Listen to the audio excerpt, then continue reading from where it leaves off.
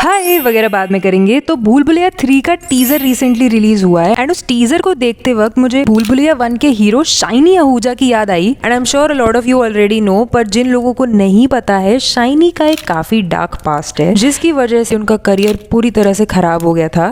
मैं शुरू से बताती हूँ। तो shiny was born on May 15, 1973 Delhi में एंड उनके पापा इंडियन आर्मी में लेफ्टिनेंट थे। एंड शाइनी की स्कूलिंग भी दिल्ली में ही हुई है और कॉलेज के लिए वो आरवी कॉलेज ऑफ इंजीनियरिंग गए थे बैंगलोर के। एंड कॉलेज खत्म होते ही ना ही स्टार्टेड डूइंग एड्स एंड उनका पहला एड था पेप्सी का, जिसके बाद शाइनी आहूजा को बैक टू बैक एड्स मिलते चले गए और उन्होंने करीब 40 एड्स कर लिए। इवन एक म्यूजिक वीडियो में भी फीचर किया था जिसका नाम था प्यार हो गया बाय स्टीरियो नेशन। फिर इसी बीच ईयर 1997 में शाइनी ने शादी कर ली his now wife Anupam Ahuja. And इस वक्त शाइनी का करियर उतना स्टेबल नहीं हो पाया था, तो अनुपम ना उस समय एक कॉर्पोरेट फर्म में काम करती थी। एंड उन्हें जब 2003 में न्यूयॉर्क से ऑफर आया वहाँ काम करने का, तो शाइनी को लगा कि उन्हें रोकना ठीक नहीं होगा एंड ही इंसिस्टेड हर कि आप वो चीज परसू कर लो। फिर हुआ क्या कि शाइनी ने जो पेप्सी वाला एड किया था ना, वो डायरेक्टर सुधीर मिश्रा ने देखा एंड ही कॉल्ड हिम कि आप ऑडिशन देने आओ, एक अपकमिंग फिल्म बना रहा हूँ मैं जिसका नाम है हजारों ख्वाहिशें ऐसी। एंड उसमें ही गॉट सिलेक्टेड एंड 2005 में शाइनी ने अपना डेब्यू किया with this film. Even he got a most promising mail debut for this film. अब प्रोफेशनली जब शाइनी स्टेबल हुए ना, तो उनकी वाइफ ने वो न्यूयॉर्क वाली जॉब छोड़ दी और वो वापस मुंबई आ गई। एंड शाइनी की इसी साल 2 और फिल्में आई। One of them was Karam and the other one was Sins.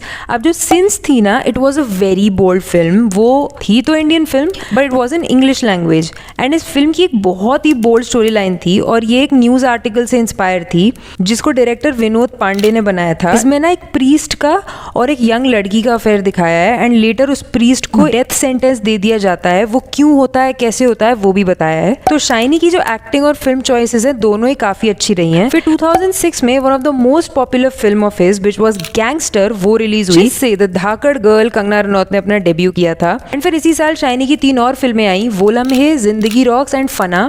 अब फना में शाइनी का छोटा सा रोल था, लेकिन रोल तो था एंड वो मूवी भी बहुत हिट हुई थी। अब शाइनी का करियर काफी अच्छा चल रहा था। नेक्स्ट ईयर 2007 में शाइनी ने 3 और फिल्में साइन कर ली, जो थी लाइफ इन अ मेट्रो, भूल भुलैया और खोया खोया चांद। इनमें से भूल भुलैया और life in a metro commercial success रहे और अब तो भूल भुलैया सोशल मीडिया पे क्या धूम मचाती है, हम सबको पता है। नाउ शाइनी की शादी होने के 11 साल बाद 2008 में शाइनी की जो डॉटर है अर्शिया आहूजा, जो कि इस समय 16 साल की होंगी, उनका जन्म हो गया। और उस साल शाइनी की एक ही फिल्म रिलीज हुई जिसका नाम था हाईजैक, जो ज्यादा चल नहीं पाई। फिर आया ईयर 2009 जो शाइनी की लाइफ का सबसे डार्क फेज बन गया, जिससे एक मूवी भी इंस्पायर्ड थी जिसका नाम है सेक्शन 375। ये सितंबर 2019 में रिलीज हुई थी।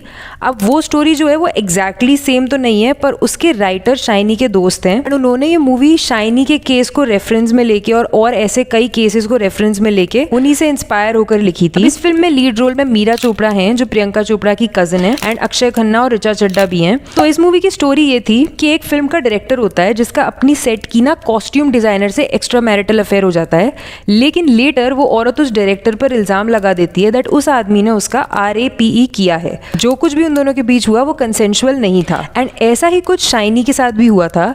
जून 2009 में उनकी 19 साल की हाउस हेल्प ने शाइनी के अगेंस्ट एक RAPE केस फाइल कर दिया। और उस केस की एक बहुत इंटरेस्टिंग बात ये थी दैट मीडिया ने ये बात फैला दी कि शाइनी ने एक्सेप्ट कर लिया है दैट शाइनी और वो हाउस हेल्प फिजिकली इन्वॉल्व हुए थे और वो सब कंसेंशुअल था और कोई जबरदस्ती नहीं हुई थी। जो कि शाइनी ने बताया कि उन्होंने तो ये सब कभी कन्फेस ही नहीं किया। मीडिया बहुत कुछ उल्टा सीधा छाप रही थी उस टाइम पर, और जिस पब्लिकेशन ने उस टाइम ये छापा था उन्होंने इसके बाद एक अपॉलॉजी भी छापी थी for spreading false news. And ये सब शाइनी के लिए इतना ज्यादा इमोशनली ड्रेनिंग हो चुका था that he even wanted to take his life at that time. Shiney जो है वो उस हाउस हेल्प के बयान की वजह से he got booked under section 376 and section 506 of IPC।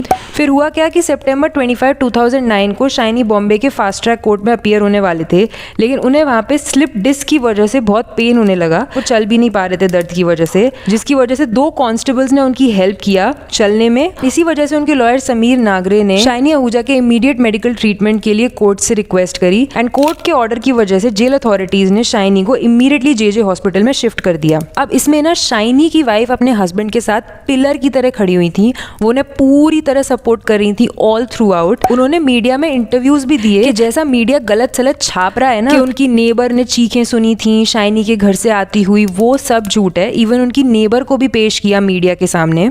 फिर जब ट्रायल वगैरह चल रहा था इस केस से रिलेटेड, तो उनकी वाइफ ने बताया कि सितंबर 2010 में उनके देन लॉयर शिरीष गुप्ता उस हाउस हेल्प से क्रॉस क्वेश्चनिंग कर रहे थे, तो उन्होंने उस हाउस हेल्प से कोर्ट में उगलवा दिया था कि उसने ये सब किसी के कहने पर बोला है एंड उसको किसी ने फोर्स किया था to file that complaint. And उन्होंने ये भी बताया कि जो एलिजिड क्राइम का टाइम था 3:15 से 3:45, उस समय वो 3:20 से 3:40 तक फोन कॉल पर थी। लेकिन कोर्ट ने समझा कि उस हाउस हेल्प को प्रेशराइज किया जा रहा है, वो हॉस्टाइल हो गई हैं, जिसकी वजह से शाइनी को फिर भी सजा सुना दी गई एंड उनको अक्टूबर 3, 2009 में जेल हो गई, जिसके बाद शाइनी ने मुंबई के आर्थर रोड जेल में करीब 5 महीने स्पेंड किए। देन ऑन मार्च 30, 2010 जब उन्हें मुंबई फास्ट ट्रैक कोर्ट में लाया गया, तो कोर्ट ने उन्हें 7 साल के रिगरस इम्प्रिजनमेंट की सजा सुना दी थी, जिसके बाद शाइनी हार नहीं माने और उन्होंने बॉम्बे हाई कोर्ट में कन्विक्शन के अगेंस्ट अपील फाइल कर दी। एंड जो उस समय उनके वकील थे, उनका नाम था शिरीष गुप्ते, उन्होंने ये बोला कि अब तो कोई एलिगेशन भी नहीं है शाइनी पर, फिर भी सर्कमस्टेंशियल एविडेंस के बेसिस पे कोर्ट ने उन्हें कन्विक्ट कर दिया है। अब हुआ क्या था कि मीडिया में ये आया था कि ये एविडेंसेस थे positive DNA report, blood and semen found and scratch marks on Shiney's hand,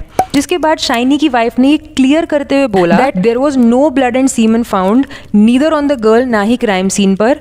even scratch mark वाली रिपोर्ट भी नेगेटिव थी। 5 out of 6 DNA reports were negative, एक पॉजिटिव आई थी, उसके लिए इवन जो टेस्टिंग करते हैं वो भी एडमिट करते हैं कि वो इनकरेक्ट भी हो जाती है। अब शाइनी ने जो 7 इयर्स वाले कन्विक्शन के अगेंस्ट अपील किया था और हाई कोर्ट से बेल के लिए अपील किया था, वो किया था अप्रैल 27, 2011 को एंड उन्हें इंटरिम बेल मिल भी गई थी, इस शर्त पर कि अगर उनको फॉरेन जाना है तो उन्हें कोर्ट से परमिशन लेनी पड़ेगी। जिसके बाद मई 14, 2011 में शाइनी और उनकी वाइफ का एक इंटरव्यू आया, जिसमें उन्होंने 2 सालों में पहली बार अपने साइड की स्टोरी रखी एंड बताया कि वो चुप इसलिए थे क्योंकि उनके लॉयर ने उनको ऐसा करने के लिए बोला था। इवन उनकी वाइफ ने लोगों को ये मैसेज किया कि घर में अगर कोई भी हाउस हेल्प रखो तो बिना बैकग्राउंड वेरीफाई किए नहीं रखना चाहिए, वरना ये तो किसी के भी साथ हो सकता है। अब हुआ क्या कि शाइनी के कन्विक्शन के अगेंस्ट जो अपील उन्होंने की थी कोर्ट में, उसकी हियरिंग अभी भी पेंडिंग थी कि अक्टूबर 2011 में माइक्रोमैक्स ने इस केस का मजाक उड़ाते हुए एक इनसेंसिटिव दिवाली एड बना दिया जिसका टाइटल था बाई,